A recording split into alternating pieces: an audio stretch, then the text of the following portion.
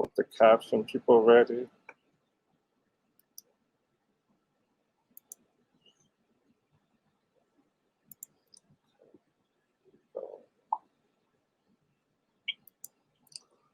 Hope the caption people ready. Hello. This is Antoine speaking. Yeah, I'm also known as Purple Fire Crow. Yeah, I'm here in California, Oakland, California, right now. Thank goodness it's not, smoky, it's really orange. Yeah, I'm also known as Purple Fire Crow. It's just like I'm here in California. You know what I mean? The Dobbies right now. The Dobbies are coming. You know, it's really scary. But today, the sky is blue. We could breathe a lot better. So I'm having a lot of fun today. Before we start, I want to talk about this is the time for Dev Woke. And that's the thing. Dev Woke. Let's say that. And we're here to talk about what's really happening in the world. Yeah, we get real people to tell about their truth. You know, many times today, many people don't get to share their story. So we have to find a safe space to take the time to listen to each other, not just for our ear, not just for our, for the heart, you know. So that's what's up, you know. So some people, I hope you're on your Facebook or wherever you are, you can see the caption, be there. You can type in the comment box and everything.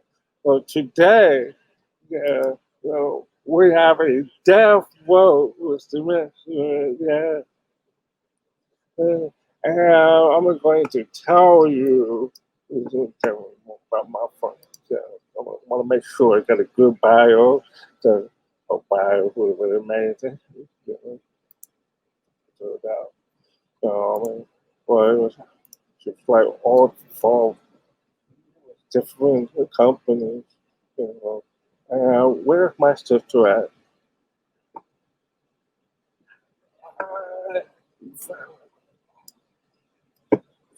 Fine. I'm going to bring. This is how it's going to work. I'm going to bring out my people, and then bring the interpreter. Yeah. There you go. Yeah, yeah, right there. Yeah. Cool. Yeah. Why would everybody's in there? Okay, so there, you'll be voicing for me a little bit, time for me, right? Cool. We have Jay, the interpreter, and then Kaylee, the interpreter, for some out. Cool. Cool. Yeah. Yeah. Hey, everyone see me okay? Yeah. Wait. So, um, first, I want to say thank you. Thank you for coming, Samantha, and being here with us. Oh, thank you for having me here. I'm really excited. We have so many conversations, you and I. So yeah, it's fun to be here sharing. So funny. You know, I think people around the world need to hear and have this conversation and to share the conversation that you and I have been having. Absolutely. We talk about everything. Yeah. Let's go back to the basics. So, Miss Samantha Figgins, where are you from? I'm from Washington, D.C., born and raised, and now I'm living in New York City. How's the weather there? Right now, it's turning into fall. It's on the verge of summer and fall, so it's starting to get a little nippy, but still I can sit outside to eat if I want to. But yeah. Yeah. Well, for those who don't know, Samantha herself is a dancer. She's involved in African American dance companies, institutions. She's danced with very famous individuals, like George Balanci. She's been involved in several different companies.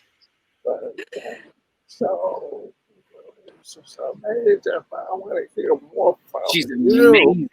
I mean, but I want to hear a lot more from you. What's made you dance? For me, dance just comes so natural. It's the first thing that I can really think about in the morning. So when I was younger, also with my hearing, it's just easier for me to gesture and communicate in that way. I see like body language as my first language, you know what I mean? And so that just tied so well with dance, and I just put myself into dance and feel free to express myself in those ways. So yeah, that's what drew me to dance. And you know, I'm also like a very spirited individual, and when I was younger, I was just running all over the place. So dance really gave me the discipline and gave me focus. So yeah, that's where I really found my love of dance.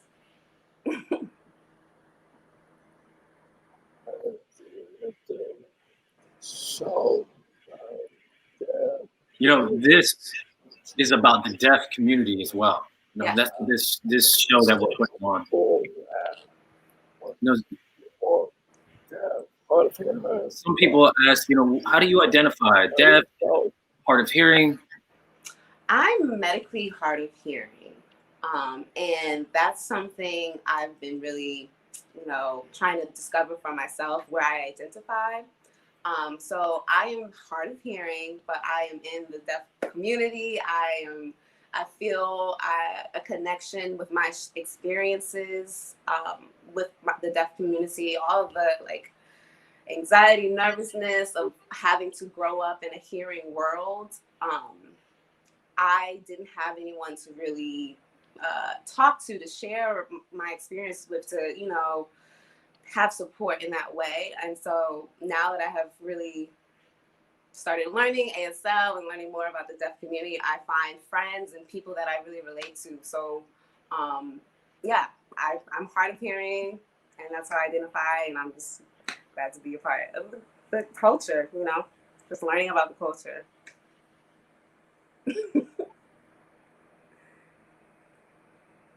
You know, honestly, hard of hearing, late deaf. It's all the same. Deaf, really, you know, for me, like me, I'm deaf disability. You know, it's part of the culture. You're part of the culture, you know? That's a lot. You are with us, Samantha. You are with us. Yeah, I've had to learn a lot, and it has required a lot of self-acceptance. And so, yeah, me accepting myself has helped me feel accepted and not feel afraid to, you know, meet new people, and really share my experiences with you guys and learn, just learn.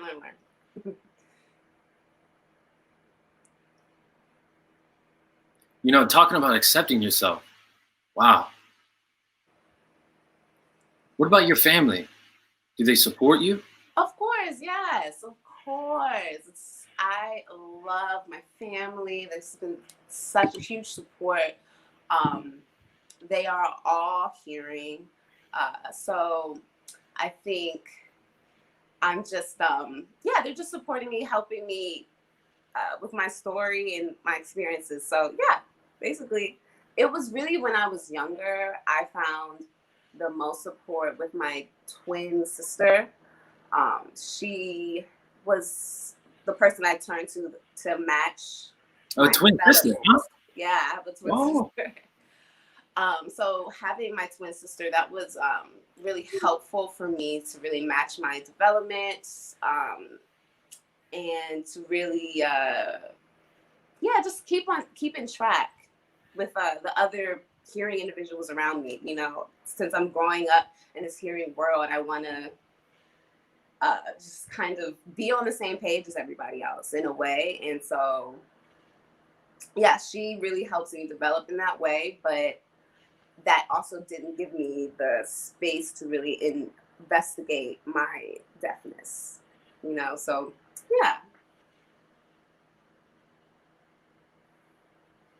I know that feeling. You know, we have the same kind of history. Yeah. You know, my family, all of my family members are deaf, and I'm the only, or all my family members are hearing, and I'm the only deaf. Yeah. So I can understand, you know, that journey of connection. Yeah. You know, where you have that family connection, but you're still, you know, you're in a hearing world, and you're trying to just discover. You know, there's no handbook, right? Right.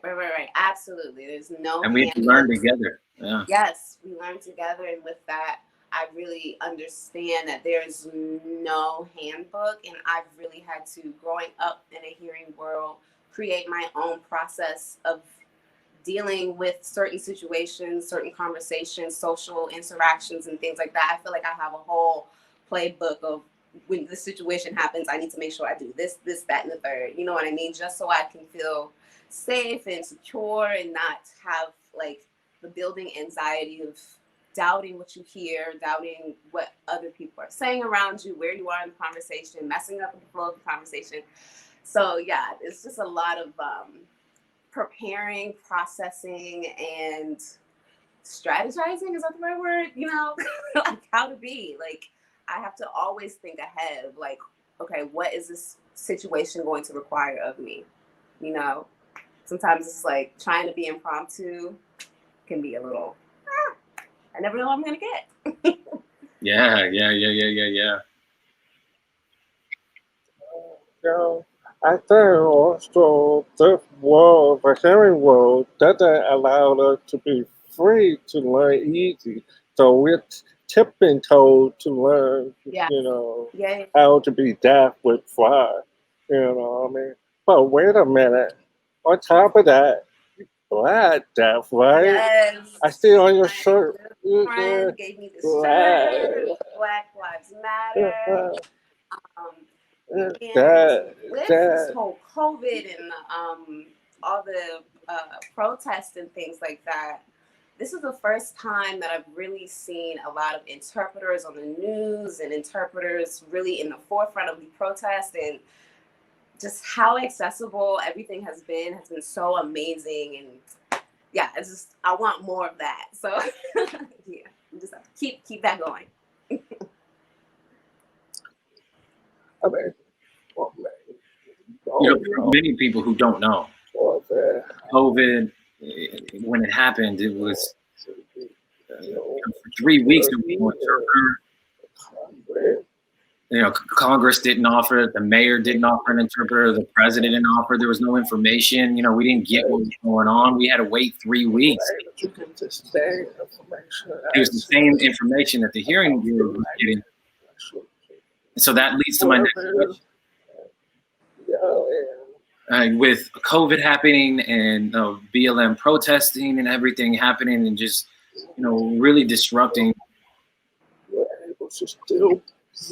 you're still able to breathe.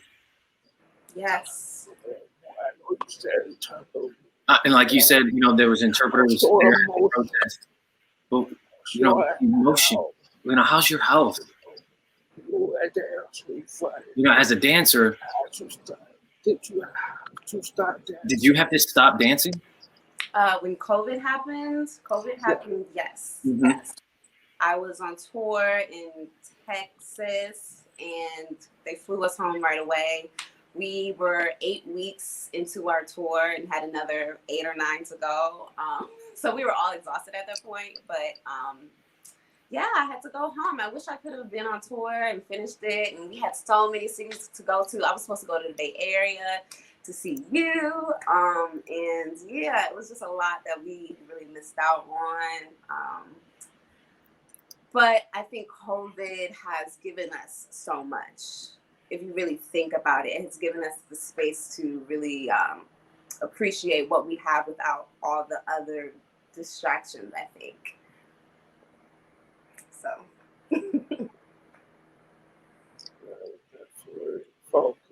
Yeah, that's the focus, right? Focusing. It's not easy. No. If you don't have any information, you know, it really throws us off. So that's really important. But you're doing it. I'm happy you're doing it. You're doing it, girl. You're doing it. Yes. Focus. How do you stay so focused? You know, how do you maintain that family support? You're still dancing. And now everything, you know, do you feel more at ease? Are you teaching dance? What are you doing now? What are you doing now? What are you doing to continue going? Honestly, right now, what has helped me really stay at peace and continue my creative process is taking the time to go within myself. I think this time I've really had the chance to explore and like really sign up for my ASL classes. That is a part of me reparenting myself, my childhood self. That's a part of me empowering myself and giving myself tools that I never had. So I'm feeling very pumped up about all the gifts that God has given me inside. And I really have space right now to think about that. Like at my job, Ailey, it is go, that I don't sometimes have a lot of time for myself to cultivate all that I have. And I even don't have time to, you know, talk to my family as much as like that. And yeah, so I've just really been trying to explore that part of myself. I've been really teaching a lot, sharing. I think the more that I learn about myself and my journey, the more that I can share with others, and seeing how that affects others lights my light more. You know, I want to light your light, and I feel like my gifts is actually accessible to people and like worth giving, and it just has given me, I mean, I've been able to find a lot more confidence within myself during this time, honestly. just with my exploration and really peeling back all my layers. And yeah, with that I can be vulnerable and put it in my work, you know, and because I'm doing that work with love, I can put that into my artwork with love and share that with love and allow other people to feel that. You know, you understand? Yeah, that's how I feel. Yeah, definitely. I understand it. Yeah. Definitely. I really feel you. Yeah. Number one, two. You know, I want to really show your dance. It seems that you found your ground. You found what you've been looking for. You've been opening yourself up more. And now you're kind of really engrossing yourself onto that journey. Yeah. I remember you saying part of the deaf community. You're really trying to be involved into the deaf community. How are you doing that? Can you share a little bit about that? Yeah, I feel like for me, I got really good advice because I have future plans. I want to be an interpreter. I get very excited. So my words, sometimes I can't find them in the present moment. So I have to work on that. But so I want to have all these dreams that I have. And I lost my track. Can you repeat the question? I'm sorry.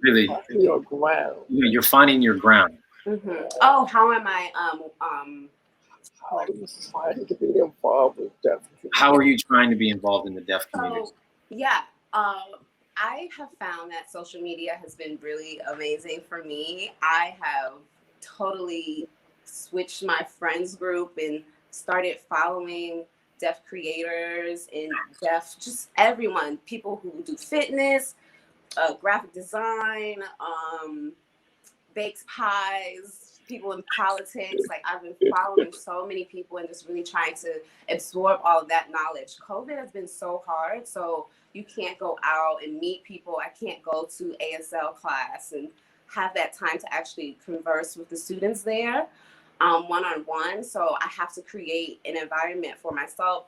We're on social media all day swiping, so I can swipe through a whole feed of deaf creators and, you know, connecting in that way and saying, hey, I really love your work, and advocating for them, and sharing their stories. That's one of the really like major things that I've been able to do. And then just honestly reaching out, like researching what I'm interested in. I'm into dance, so I want to start there. I want to learn all the dance terminology. I want to meet all the deaf dancers, because that's my story. That's my journey. I need people who I relate to. So that's how I met you. Like, we have the same passion in that way. So yeah, networking in that way. Social media is helpful. Sign up for an ASL class. Yeah, that's my story. I've been getting a lot of books and reading. So yeah.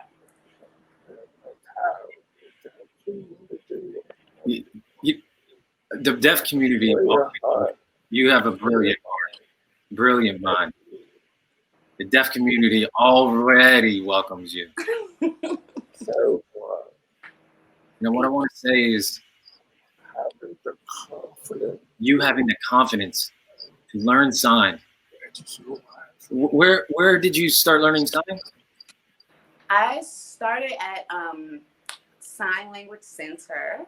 I go back to class on Saturday, actually, to start my level 3 classes. And I also have a tutor that I see once or twice a week. And I have a lot of friends. I have you that I talk to on a regular practice.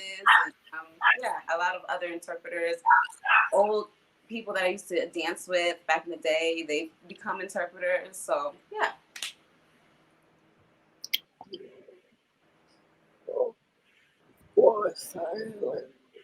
You know, before sign language, hard to understand. Was it hard to understand people?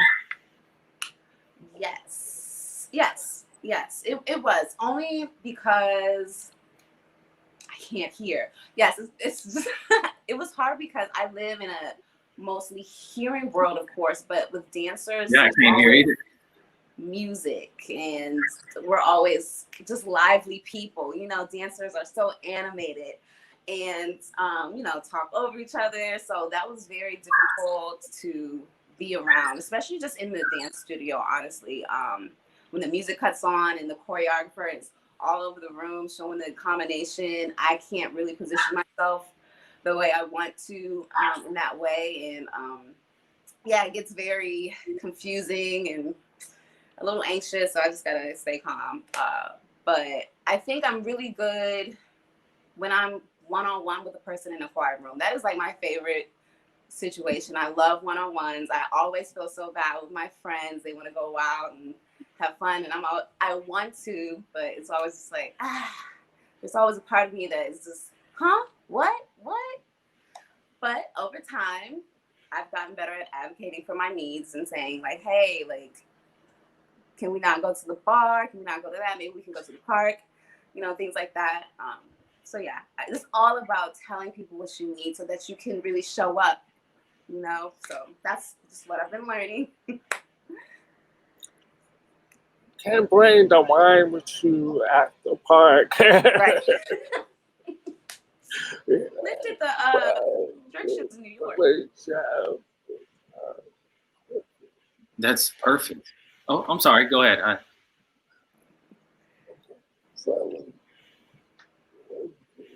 You know, really, you know, you've been talking about how you've been solving problems.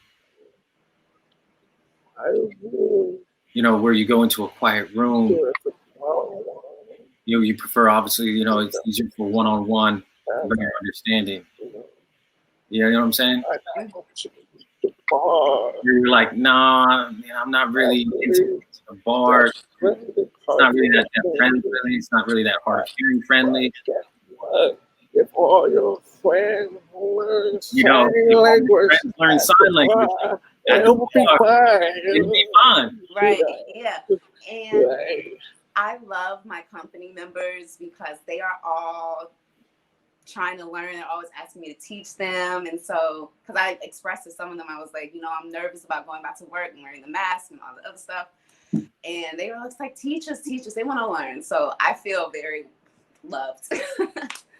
Those are my friends. I was almost going to ask. I was almost going to ask you. Now COVID happened. Now that COVID has happened, mask wearing. Now it's even harder to understand people. Did you find another solution? Not teaching them sign language. But it requires more of that facial expressions because our mouths are blocked. Yeah.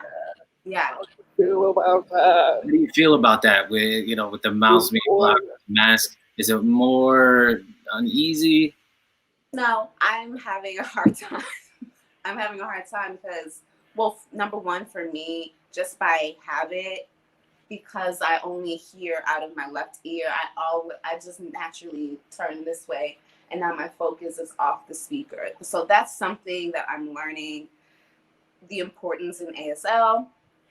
So with that, the mask just stops the sound. It just stops the sound. And I even have my mask on. And sometimes with my hearing aid, the loop on the ear is rubbing up on the microphone.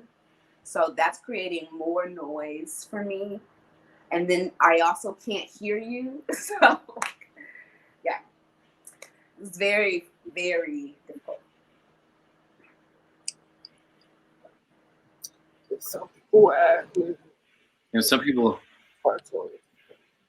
you're trying to understand people. The company dance with many. You dance with many different companies.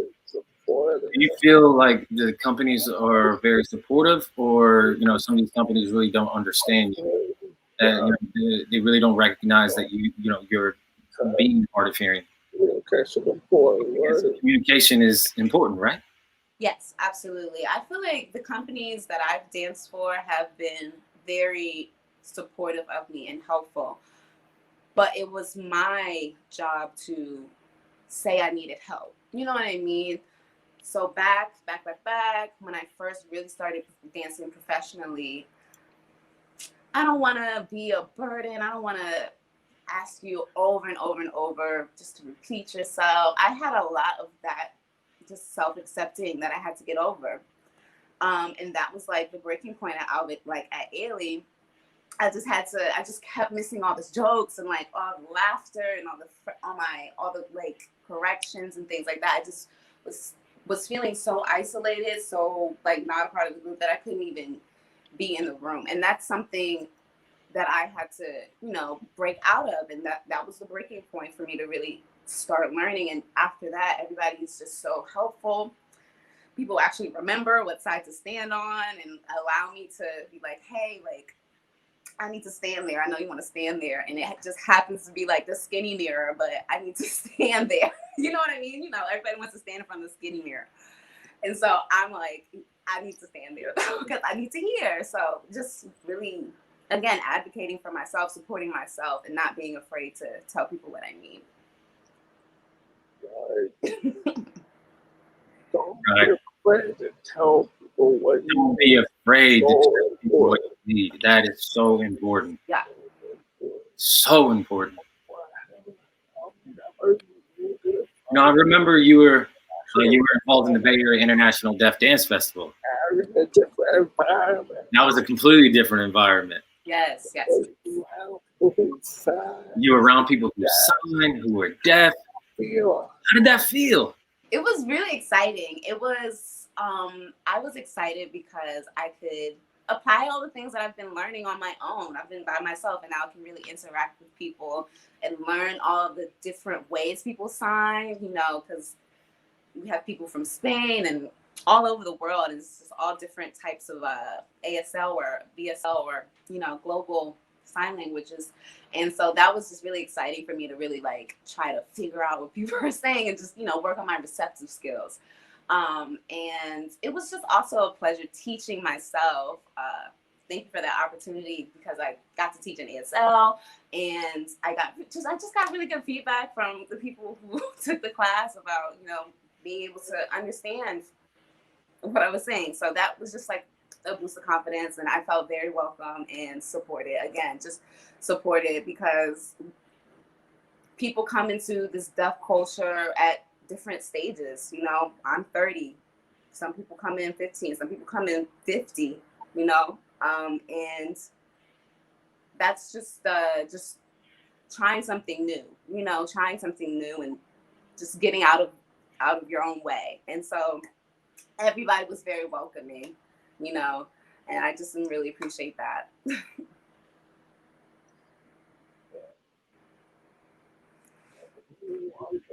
Yes, we welcome you. You know, that happens every year with the International Dance Festival every summer. You know, I set up the Bay International Deaf Dance Festival because we needed a place for all of us to come together. You know? Absolutely. We're all superheroes in different places, coming together. And then we become all stars. Performing at our festival. You know, performing at our festival. Your performance was titled Seed. Tell me about that. Tell us about that dance performance. Yeah. Yes, the performance was called Seed, and I filmed that in my apartment.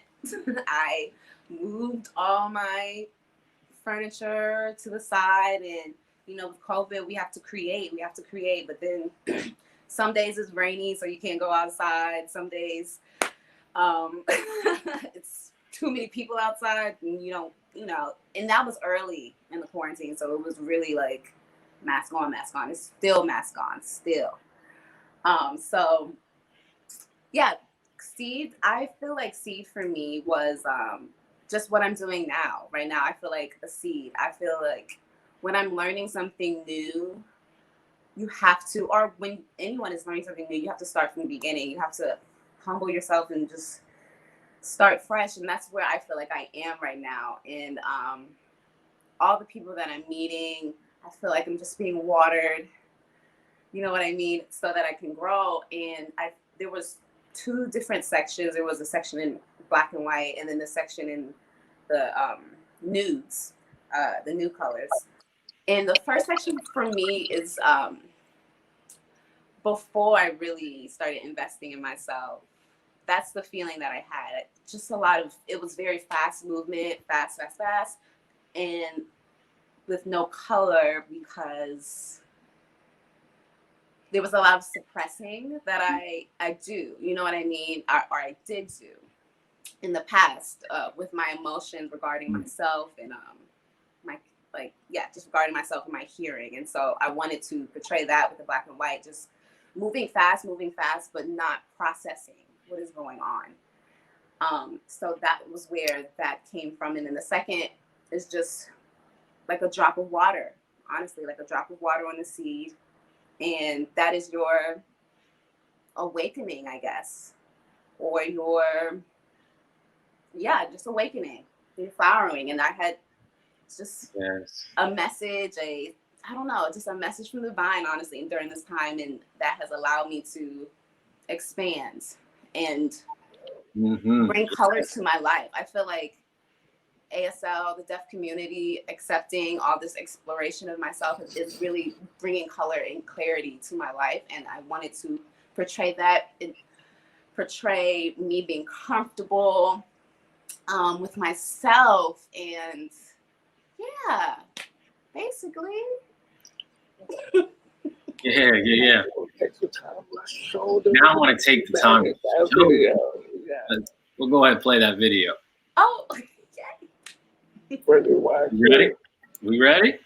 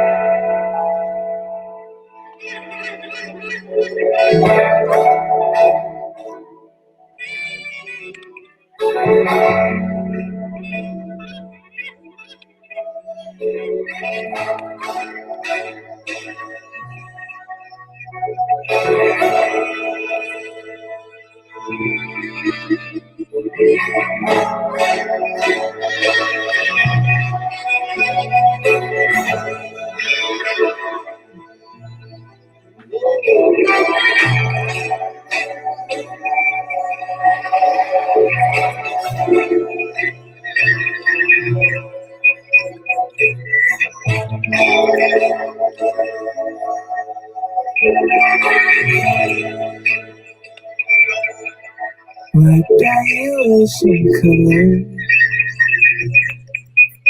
It bring out your eyes.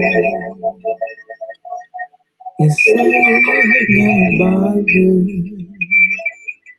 'Cause you be telling lies. Why don't you try some earth tones? Since you claim you wanna die. The color of compost might make you feel blind. Well, I think it looked great on you. Girl, what you say? There's nothing to be scared of. Do it for real. Say I wanna change you. That was never true. Look up at the clouds. We could have a shade of blue.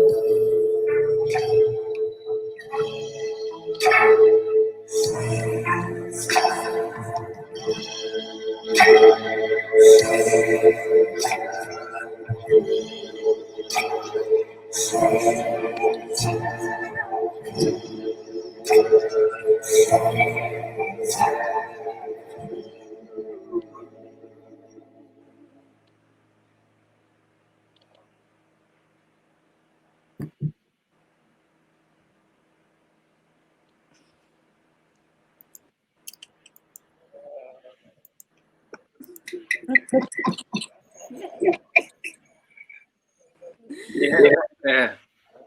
Wow.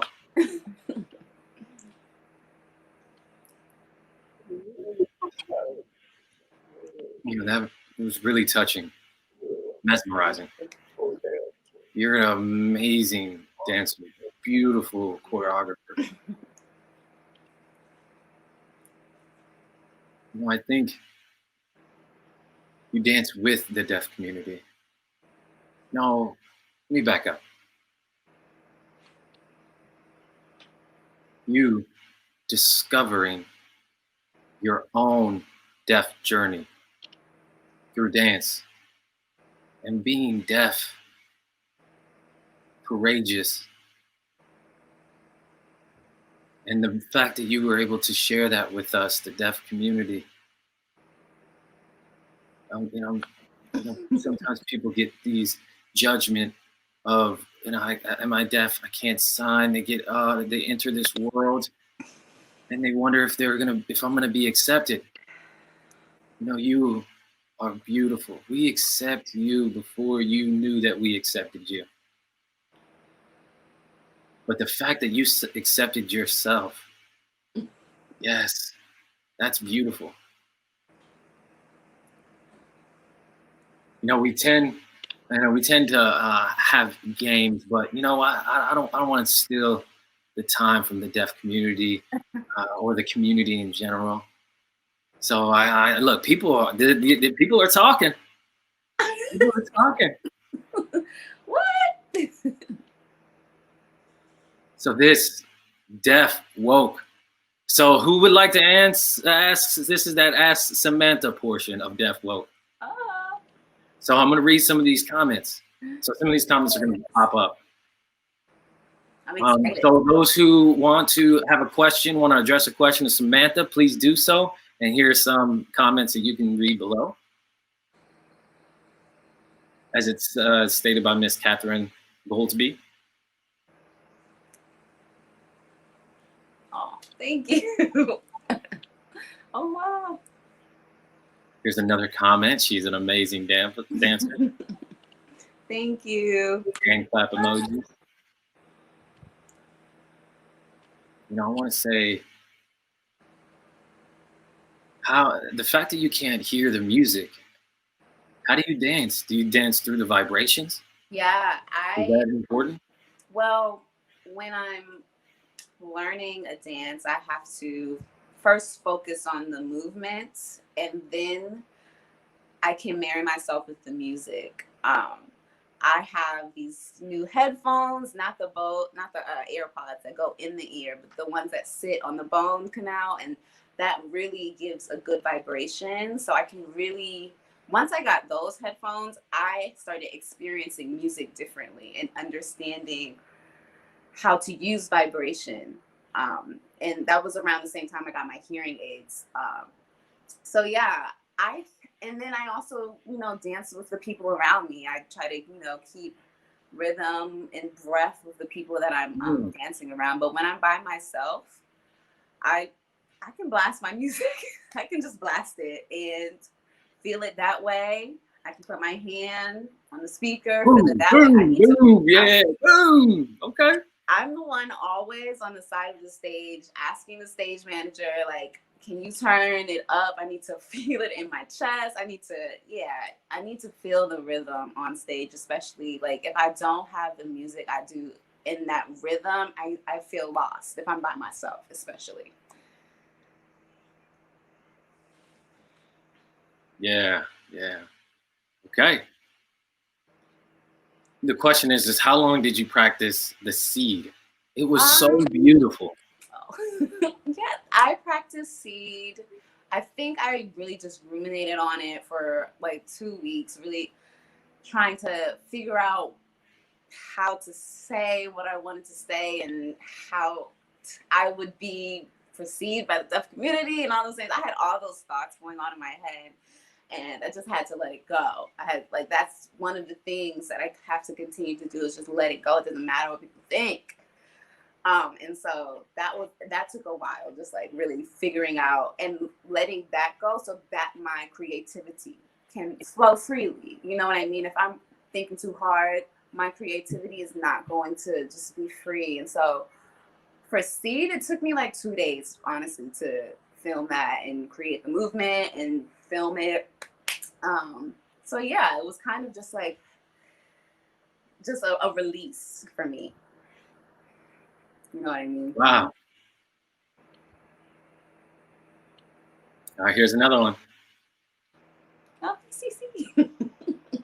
Cece, thank you. I'm honestly inspired. Here's a question. Do you have an FM with your hearing aid when you perform? No. It's just these 2 hearing aids, and I just wear I just wear my hearing aids. Sometimes I can't wear them. It depends on the costume, but I just use, it's just the hearing aids. I don't use any extra. This is an old school. Oh, okay. Yeah, old school. Okay.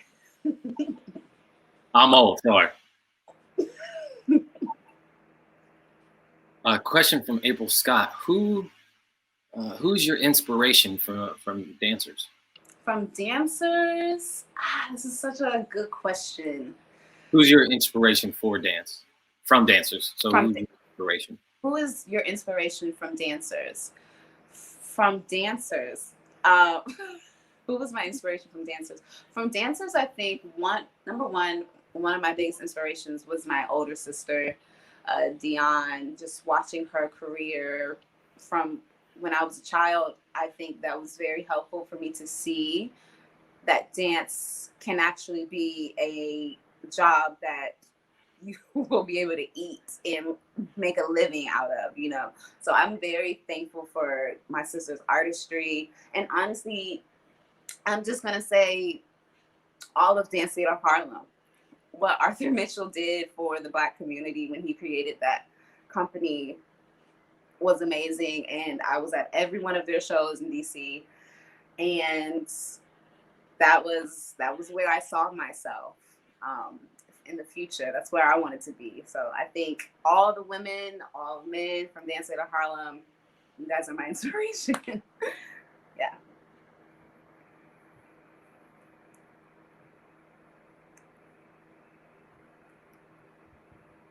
Yeah, Arthur Mitchell. Yeah. Yeah. Amazing. I'm fond of him as well. Yeah. Amazing. I can't see how he did it. Can you imagine? All the way through that really oppressive time. He's the only Black dancer, choreographer, and how he was able to thrive during segregation, you know, during the bus riots. Yeah. Boycott.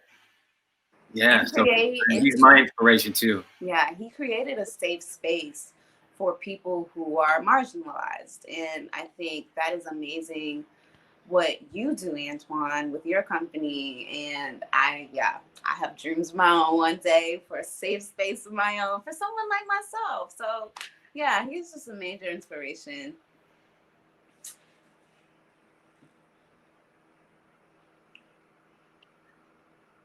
I mean, it's really important that we give our experiences back to our community. Our experiences, we give it back, you know? It's really, really important.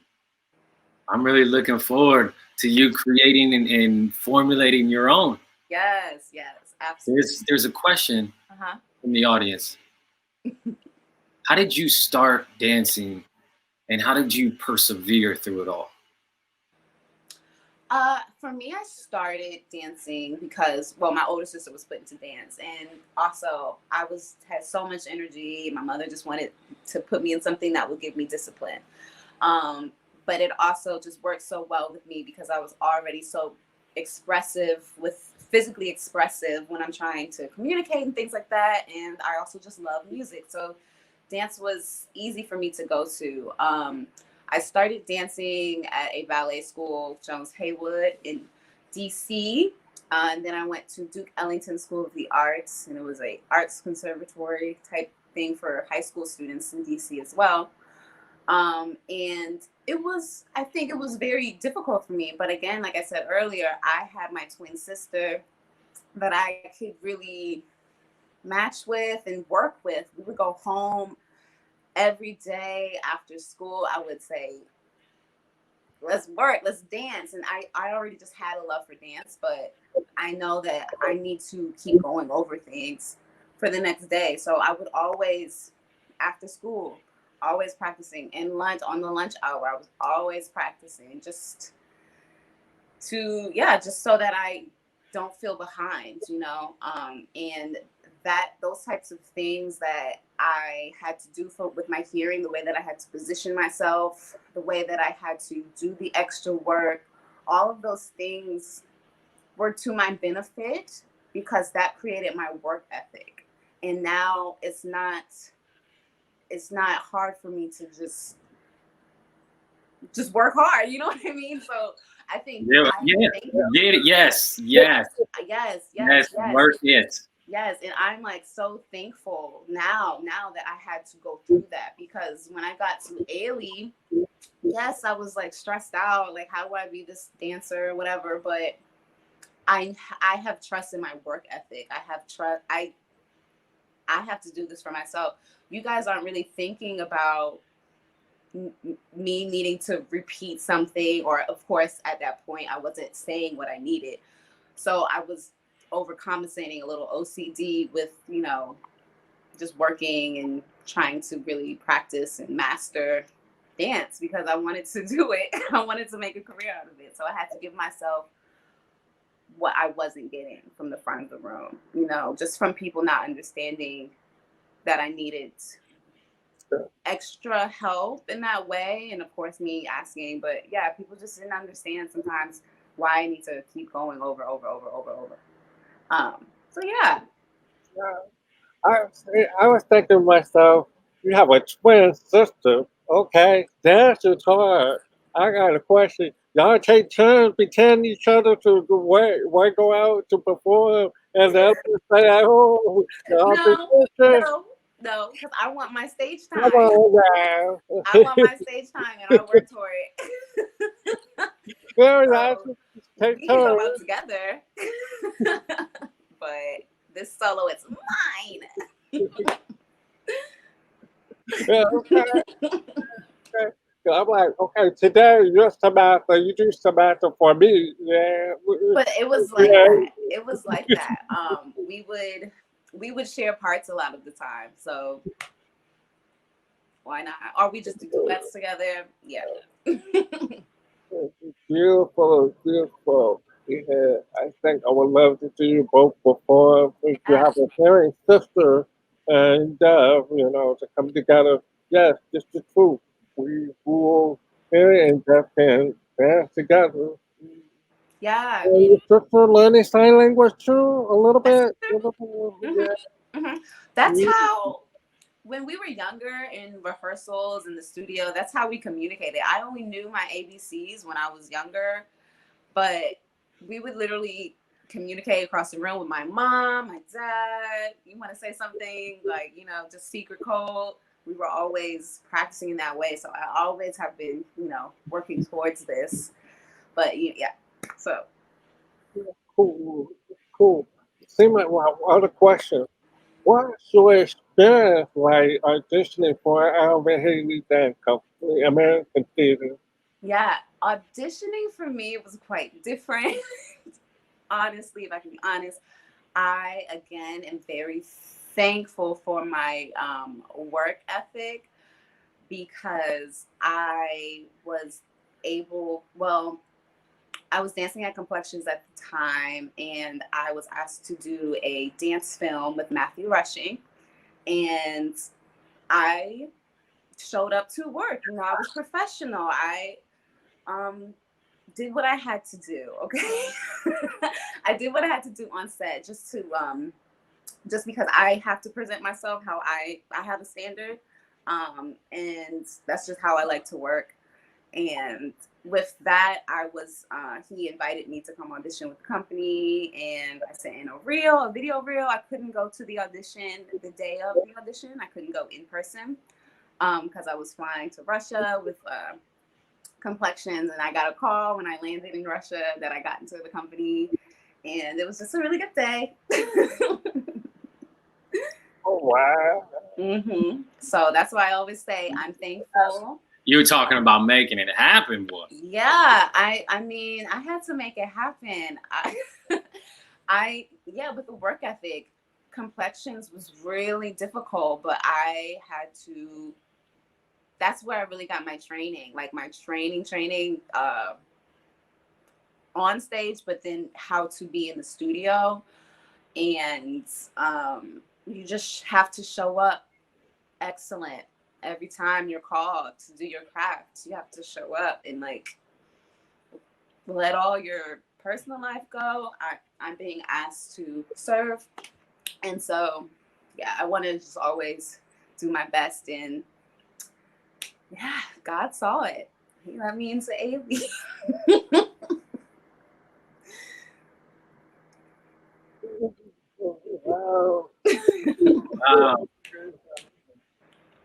will learn these things. You'll dance and get involved with that community. You know, we're healthy. We do go to the doctor, get a checkup. You know, you feel fine, feel confident. That, you know, sometimes, Sometimes, you know, you down. we feel strong, but somebody's trying to bring us down, right? We're thriving, and then somebody tries to pull you back down. Yeah. Did you experience that during COVID? Yeah. During COVID, I feel like I am very health conscious. I take care of my health on a regular basis. I think what can pull you down is the toxicity of social media and just looking into other people's lives. I think we have too much time to look into other people's lives all day, and that takes away your focus from what you need to be focusing on. So I think if you fall into that social media game, that can be a lot of like, I should be doing this, I should be doing that, this is what I should look like, you know what I mean? And this is how I should spend my COVID. Like, people are saying, if you don't come out of COVID with a new talent or a new anything, then you're not using your time wisely. But I think that doesn't matter. You know what I mean? I think really like being at peace with what is inside, what you feel called to do, is what will bring you peace. Just really like minding your business in that sense. You know what I mean? I don't think I have really felt like an oppression really. Only like really when I look at the news and like, yeah, just the social media and all that's going on with the Black Lives Matter and all those deaths, those are the things that can bring me down. You know what I mean? So with that, I always send my prayers and send my energy out, do what I can, advocate, you know, sign petitions and things like that. But then after that, I have to hold what I have and appreciate that and find peace in that. So that's what has been really keeping me really still and be happy with what I have. Yes. Well, a few minutes left. Few minutes left. Maybe 2 more questions, people. Yeah. Let's see. What is there? Hello, Samantha, from Out Youth in Austin, Texas. Where are your youth at? I'm interested in learning ASL, but don't know where to start. How did you get started, and where do you suggest we do the same? I started really learning ASL because I had to fit it in with my my tour schedule, you know, so I had like 15 minutes here, 30 minutes there. So I would just go to YouTube, honestly. There's great tutorials on YouTube. Bill Vickers is somebody at LifePrint. That's somebody that I follow. I have been following just deaf blogs. I follow Sign Duo on YouTube just to help with my receptive skills. They do SimCom though. And I follow, YouTube honestly has been a great starting point. And then from there, I signed up for sign language classes online at Sign Language Center. But there's apps you can download. There are Facebook groups you can be a part of if you want to start learning. It's all about using, honestly, right now, because we're in COVID, using your device and just reaching out and researching. I just had, honestly, for me, I typed in ASL tutor into Google, and it popped up with all these tutors, and I just, clicked on that, and I found an amazing tutor online. So yeah, it just requires a little time and research.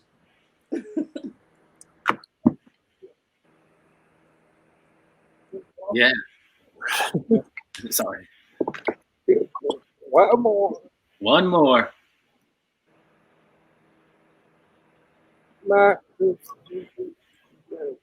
Hey, Miss April Scott says, Samantha, please keep up reaching and continue your amazing journey. I am sure many little deaf, black, brown girls, even hard of hearing, look up to you. Yes, thank you. I am. And I know. Definitely. Really, that's what's up. You know, just many people are looking up to you. You were a role model, a leader, and you didn't have to do that. You fall over to all night, but no, you wanted to be involved with deaf community, young or older, involved, and then support people because you understand that struggle. You know that I, for one, is grateful for meeting you. You know, Thank you. I'm grateful so to you. it's wonderful to see. I will never see you. Shiny. You know, the Bay Area International Dance Festival was blessed to have you as well. You're in your class. It's beautiful. Thank You know. you. So I will say, you have any last thing you want to tell everyone? I just want to say thank you and for being so kind and yeah, thank you to you for having me here and giving me this opportunity. And yeah, I just say continue to share. I think in this whole experience, um, I am being that person for my younger self. You know what I mean? And so, yeah, you have to do it for yourself, for your younger self, and then for all the little people that I can inspire. I'm inspired. My younger self is inspired by me and proud of me right now. You know what I mean? So.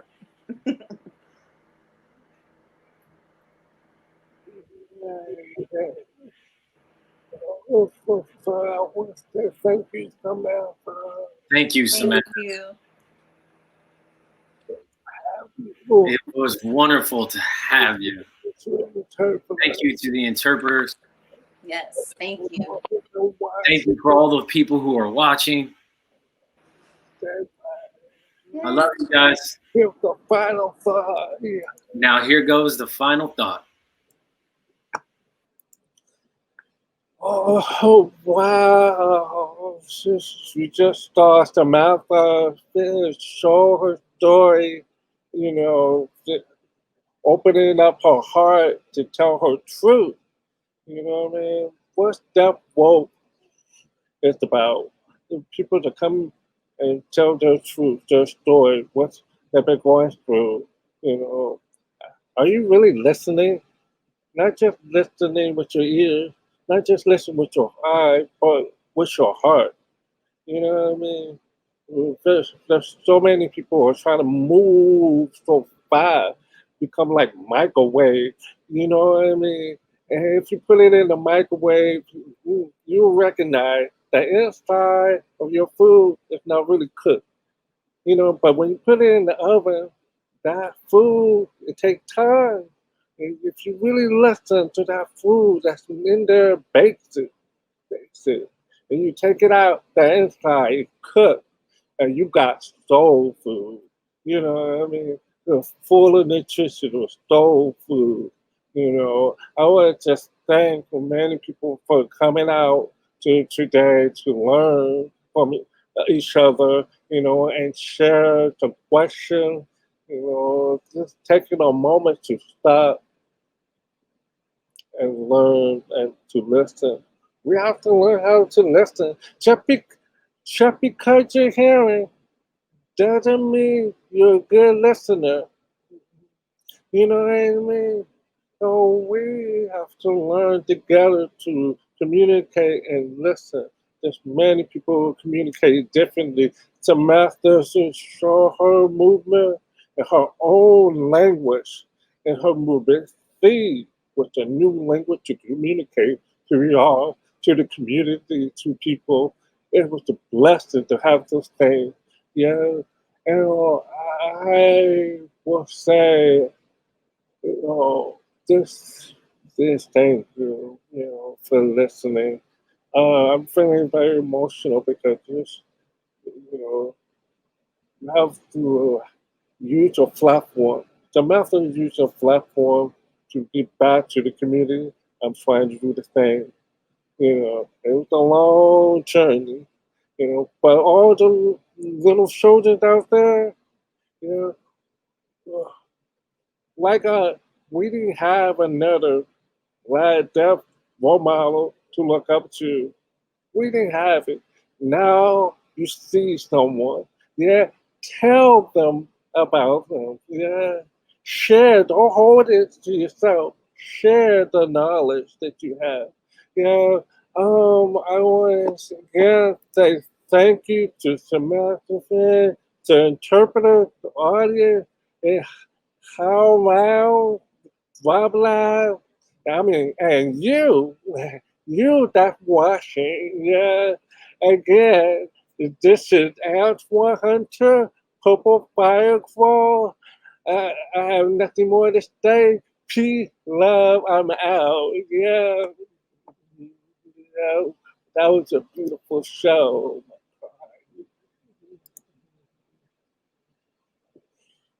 Mm.